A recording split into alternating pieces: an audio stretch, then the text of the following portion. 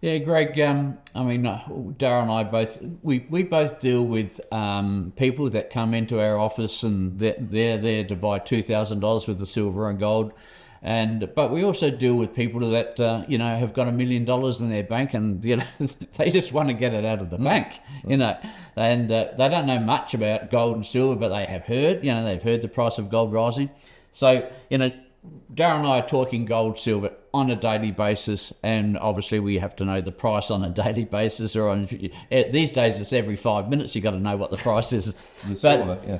I try not to bring in to our clients the political aspect, but I have to say this: that if we had sound money in this country, right, we wouldn't need the government getting involved in all of our activities. If sound money, gold and silver was there, you wouldn't need the type of government, the bigness of government today.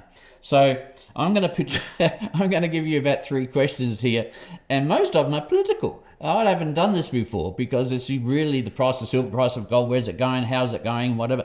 But these are more political questions, but they're easy questions. I don't care. Easy, hard, it don't matter. If I don't know what I'm talking about, after all these years of being out here, then maybe I should just retire. So please, just give it to me as hard as you want. I don't care.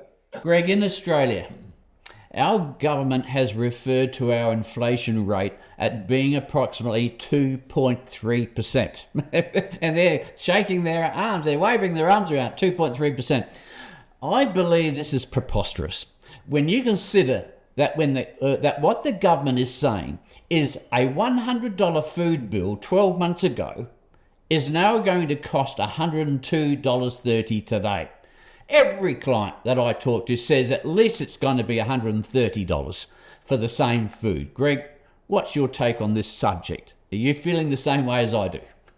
I could explode right now because, this is what the garbage that we're getting here too. It's the same thing, and it's all unexpected. Oh, inflation is creeping up. No one saw that one coming. You got to be. All these numbers are fake.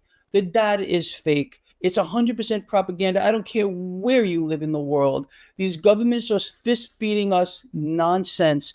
I really don't know how anyone who can hear this cannot see through the garbage. I mean, this is not what's happening here. 15, 20%, that's really where inflation is at. And it's not going to stop. Do we believe, anyone sitting here, us 3 included, and anyone listening, that wherever you live in the world, your government is just going to all of a sudden return purchasing power to the currency, restore purchasing power to the consumer, or are they going to sit here and dissolve it further? This is how, look, man, this is the first sign of a collapsing global economy. You go back and look at history, goes far back as you want to go. They all do the same thing. They start to vastly inflate, fake the data, and then tell everyone everything is fine, of course, until it isn't, until people finally wake up and then it's too late for everyone.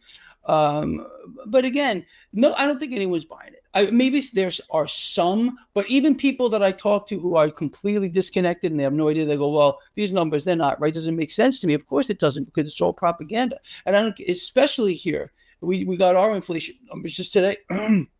No one expected it to tick up, and it's only at 2.7% highest in the last X amount of months, and people just believe it's going to get better. There's no way. And there's not, what bothers me mostly about this is there's no roadblocks to it. There's especially, well, I don't care where you live. There's no one talking about we need to drastically raise rates to return purchasing power to the currency here. We need to stop spending. We need to do something about debts and deficits. It's not, that's the polar opposite. And people keep being fed the same garbage and recycled nonsense year after year after year. And I guess, I don't know, it's like they get smacked across the face and then they ask for more. I don't get it. When are people going to start to realize and say, I've had enough? You guys are smarter than I am, so you guys let me know. Yeah, it's a good answer, but yeah, there's no doubt the 2.3% is a fake number, and it's something that people have got to realise that it's a government made up number. It's not truth at all. Well, Peter Dutton, typical example, leading up to the election just recently, was asked that question: what are you going to offer the Australian public?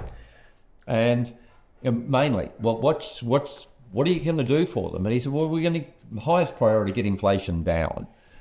And I thought, get inflation down. Get inflation down from 2.5 or 2.4%. We're now down to 2.1. But you think to yourself, hang on, if it was 2.1, you don't have a problem. But the problem is he knows that it isn't 2.5 or 2.1, it's 30% or thereabouts. And yet this is where these guys get themselves caught out, because in the end, you're telling that many lies, you just don't know how to cover yourself accurately. And that's where it is at the moment.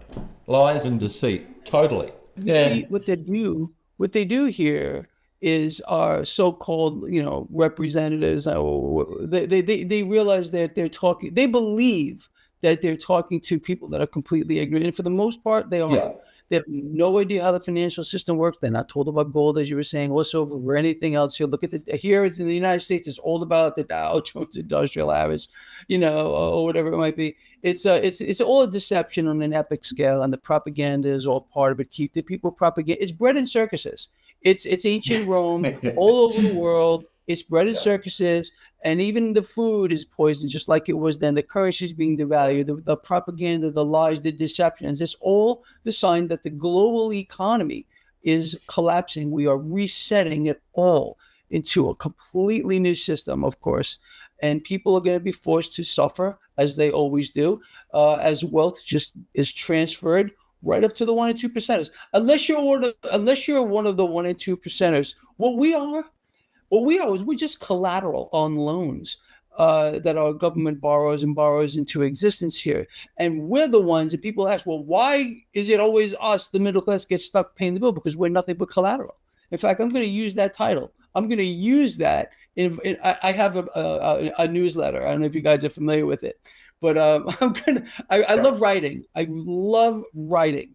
So I'm going to write something with that. We're just collateral. That's all we are. And if people once realize that that's all we are to them, a means to an end, or in this case, just collateral on the back of the loans that are never going to be paid back, that all they're going to do is inflate, devalue the currency. And of course, we pay for that by inflation, all the fake numbers. And then they sit there and laugh at us.